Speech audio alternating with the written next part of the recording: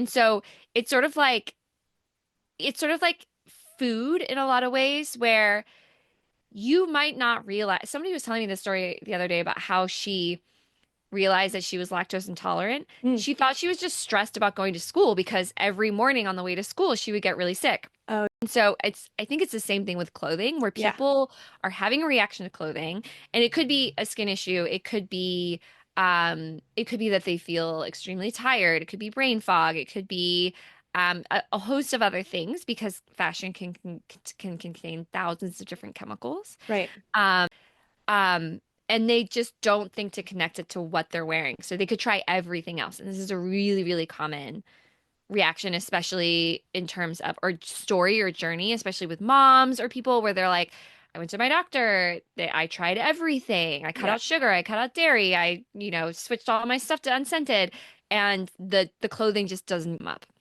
Exactly. Yeah, it was really in my field of work as a nutritionist, these are the things people are coming to me, we're trying all of these things.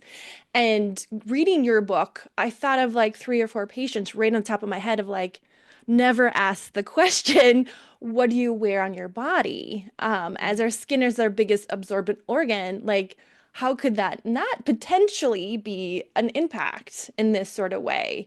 And yeah, like you talked about with food, our branches of our immune system react differently, right? And so Yeah. when I'm working with somebody through an elimination protocol, as I was talking to somebody yesterday about this, with the IgG branch per se, the sensitivity branch, like you could eat it and then 3 days later, so you eat your cereal, 3 days Yeah. later, you have a reaction from the cereal you ate 3 days ago. How do you connect those things? Right. Right. So there's kind of that same philosophy, but with clothing and textile. It's Yeah, really, exactly. mhm, I it tell makes people sense.